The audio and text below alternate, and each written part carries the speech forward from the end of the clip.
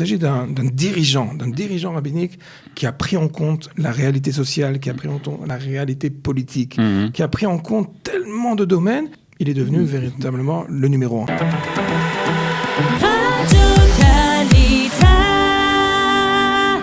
Et nous retrouvons le Rav Avraham Dre ce matin pour parler des sages séfarades. Bonjour Rav Dre. Shalom. On va continuer notre petit parcours à la découverte notre expédition. Exactement.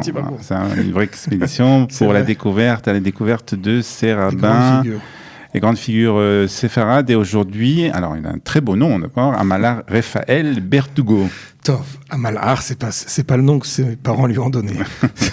Amallar, l'ange. L'ange, exactement, l'ange. Et la vérité, c'est qu'il a parfaitement mérité. Il a parfaitement mérité cette qualification. Il s'agit d'une figure emblématique quand on parle du Malach Raphaël. De manière générale, les rabbins Berdugo, ou le nom de famille Berdugo, au Maroc et en Meknes en particulier, on pourrait en parler vraiment toute une émission, même au-delà de cela. La particularité de celui qui s'appelle le Malach Raphaël, c'est d'abord, on va dire, une simplicité d'une part. D'accord. Et un génie. Ah oui, il s'agit... J'ai du mal à trouver le qualificatif, parce qu'il s'agit vraiment tout ce qui pouvait concerner le domaine de la dracha, le domaine de l'exégèse, le domaine il était à la tête d'un tribunal rabbinique, Mishpatim Yesharim, il a été à l'origine de Takanot, à savoir, il s'agit d'un dirigeant rabbinique qui a pris en compte la réalité sociale, qui a pris en compte la réalité politique, qui a pris en compte tellement de domaines, et il s'est dit que, étant donné qu'il n'y avait pas d'autre moyen que de faire ça par sa présence et par le fait qu'il a tranché sur différentes questions, il est devenu véritablement le numéro 1. Alors, on va commencer par le début. Donc, on a parlé de Meknes. Oui, Meknes, mais vraiment, c'est alors, l'époque. À quelle époque, c'est ça, surtout? Fin 18e, c'est là qu'il est né, et sa ptira, c'est à peu près 1821, c'est-à-dire au tout début du 19e. Il s'agit de prendre en compte la réalité au niveau, on va l'appeler géopolitique, exactement. On parle, c'est pas le Moyen-Âge, c'est pas vrai, mais on parle de l'époque classique d'un royaume musulman, d'un royaume qui n'a rien à voir avec le royaume du Maroc d'aujourd'hui, qui n'a même rien à voir avec les descendants du Malach Raphaël, mais il s'agissait, au niveau de la prise de considération, d'une communauté florissante, d'une communauté qui, d'une part, était menacée. Ils étaient quand même en danger quelque part. Exactement. C'est ça qu'il faut prendre en compte, parce que très souvent, quand on parle de Meknes et du royaume du Maroc, tout celui qui vous parle de ça aujourd'hui, c'est que c'était plus qu'idéal. Alors, moi, j'ai rien à dire sur le fait qu'en effet, ils ont eu une autonomie. C'est vrai. On peut dire dans les 50 dernières années, peut-être un peu plus. Mais à vrai dire, auparavant, il s'agissait véritablement d'être confronté à une réalité très difficile. Une réalité où ils avaient un statut, c'est vrai, mais un statut qui était constamment remis en question. Les démis, c'est le terme, le qualificatif dans le monde musulman. Vous êtes sujet, en effet, à la protection du roi, mais vous êtes... Donc c'est dans cette situation un peu compliquée qu'il a pris les choses en main. Quels sont les maîtres de Raphaël Berdugo? Il a fait toute la massorette, on va appeler ça comme ça, toute la massorette, toute la transmission des... Je ne vais pas revenir jusqu'au Géonim, parce que c'est, faut pas exagérer, c'est 1000 ans avant, mais à vrai dire, quand on parle du Rambam au Maroc, quand on parle des grands, parmi les Rishonim, même avant l'expulsion des Juifs d'Espagne, il s'agit véritablement de trouver là-bas une sorte de Torah authentique, de Torah originelle. C'est vrai que les deux termes sont justes cette fois-ci. Il s'agit véritablement de comprendre qu'il avait d'un côté une ferveur totale, une humilité face à la transmission qu'il a compris qu'il avait sur les épaules, mais d'un autre côté, il était capable d'une originalité, d'une indépendance. Il était capable, quand une question lui était soumise, Alors il y a de manière générale, c'est très à la mode aujourd'hui, en tout cas c'est devenu comme une sorte que on va suivant le Rov. On ne peut pas se permettre de trancher si la majeure partie des maîtres qui nous ont précédés auparavant et ne sont pas d'accord. Très souvent, j'ai l'impression de l'entendre, je ne l'ai jamais entendu de façon directe, mais j'ai entendu le même ton, à savoir... Et alors, qu'est-ce que ça change si le Rov on dit autrement?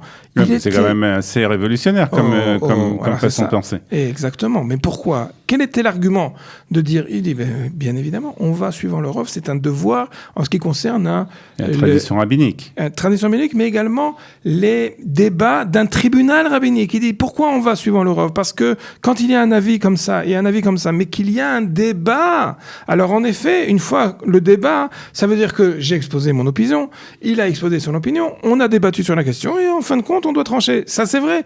Mais le fait que les avis précédents ont été exprimés, et même si c'est la majeure partie des amis, on ne peut jamais dire « Acharei Rabim Leatot », on ne pourra pas fonctionner de cette façon-là. Pourquoi? Parce qu'ils n'ont jamais été confrontés l'un face à l'autre. Et par conséquent, il s'est dit « Mais le fait que de nombreux décisionnaires qui m'ont précédé sont peut-être même, il peut même reconnaître, sont même la majeure partie. Mais à partir du moment où il n'y a pas eu exposé une opposition, pas politique, une opposition au niveau idée, et qu'il n'y a pas eu débat d'idées, alors dans ces cas-là, je peux parfaitement me permettre de dire que même si la Rov a été présente, si jamais ils avaient entendu l'argument que je fais, je peux parfaitement débattre et trancher surtout, même si c'est pas le Rov. Donc c'est une certaine indépendance quand même. Oui, tout à fait. Celui qui consulte ses responsables, celui qui entend la mélodie de la façon dont il débat, il s'agit... Comment on appelle ça aujourd'hui? Sechel Yachar. Vraiment, d'une fidélité d'une part. Il est chamran, il est particulièrement conservateur, il est particulièrement fidèle à l'enseignement de ses maîtres, bien évidemment. Mais quand il dira, mais c'est pas ce que moi je comprends d'après les textes, c'est pas ce que moi je comprends de cette façon-là, alors il va confronter, la plupart du temps, avec ses élèves, avec ceux qui sont en correspondance avec lui, mais il va dire qu'à partir du moment où il y a quelque chose chez Mitbakesh, au niveau de la higayon, au niveau de la logique, au niveau de l'esprit, on va appeler ça, de common sense, de ce qui est véritablement, en ce qui lui concerne, un baromètre d'être juste, il n'y aura jamais de problème de dire c'est comme ça qu'il faut établir la halakha. Voilà, donc d'être normal en fait, quelque part. Je me permettrai pas de dire cette chose-là, mais à vrai dire, celui qui parlait comme ça, c'est Manitou. C'est pas moins que ça. Manitou, quand il disait, on a avec tant d'héritage au niveau rabbinique, au niveau halachique, parfois on risque d'oublier que la halakha, c'est d'être un juif normal. Exactement. C'est comme ça qu'il disait, et c'est la vérité, et ça peut parfaiement correspondre à l'enseignement de Rabbi Raphaël. On va terminer quand même avec cette petite intrigue par rapport à son nom, à Malach, donc l'ange. Oui. Donc comment il a reçu cette nomination? C'est tout de suite mystique, ésotérique, c'est tout de suite... À vrai dire, si j'ai jusqu'à présent parlé seulement de son aspect, on va appeler ça juge, de tranché, de responsable au niveau social, il n'était pas moins plongé tellement dans l'étude, dans une irat shamaim, dans une crainte divine, dans une proximité divine, j'ai pas d'autres mots, et de nombreux prodiges. Et c'est là aussi où on rentre dans toutes les histoires de la famille Berdugo, toutes les histoires de Meknes, que quand il y avait un malade, on allait chez le Chacham, et quand il y avait une difficulté, on allait chez le Chacham, et il priait. À vrai dire, il est loin d'être la figure de ceux qu'on s'imagine, les babottes en question. Il y en avait aussi, mais il était malach, bamouvan, que la façon dont il tranchait, ça c'est au niveau du niglé, au niveau de la Torah dévoilée, mais également au niveau de ses prières, au niveau de son intervention. Il profitait de la proximité. J'ai pas d'autre mot. Il était en proximité, en intimité avec Akadosh Baruch Hu, et ce Toar, et cette qualitif et ce titre, il l'a parfaitement mérité. Malach Raphaël Berdugo, merci beaucoup pour toutes ces explications. Et à la semaine prochaine pour découvrir un autre sage séfarade. Shalom.